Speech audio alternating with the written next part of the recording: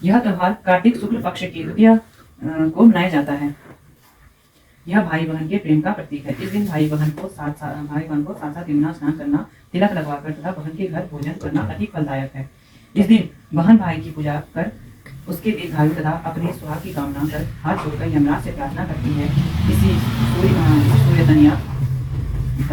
सूर्य तनया यमुना ने अपने भाई यमराज को भोजन कराया था, इसलिए इसे यम द्वितीया भी कहते हैं। इस दिन श्रद्धावनत भाव से स्वर्ण वस्त्र मुद्रा बहन को देना चाहिए। इस चीज पे विशेष ध्यान देना।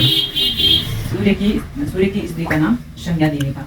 इनकी दो संतानें पुत्र यमराज तथा कन्या यमुना थी। संज्ञा रानी पति सूर्य की उद्दीप्त किरणों को न सह सकने के कारण उत्तरी ध्रुव प्रदेश में छाया बनकर रहने लगी।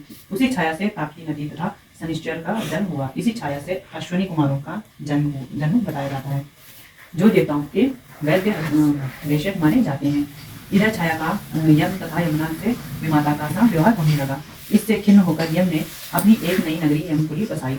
यमपुर में पापियों को दंड देने का काम संपादित करते भाई को देखकर यमुना जी गौलोक चली गई। बहुत समय व्यतीत हो जाने पर एक दिन सहसा यम को अपनी बहन की याद आई। उन्होंने दूतों को भेजकर यमुना को बहुत बुलवाया, मगर मिल न सकी।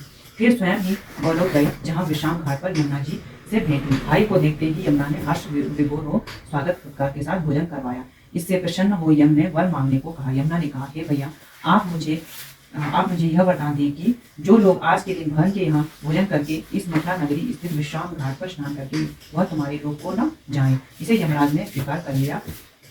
इस तिथि को जो सज्जन बहन के घर भोजन भी करेंगे, उन्हें मैं मानकर यमपुरी को ले जाऊंगा और तुम्हारे जल में स्नान करने वालों को भी स्वर्ग प्राप्त होगा। तभी से यह त्योहार मनाया जाता है।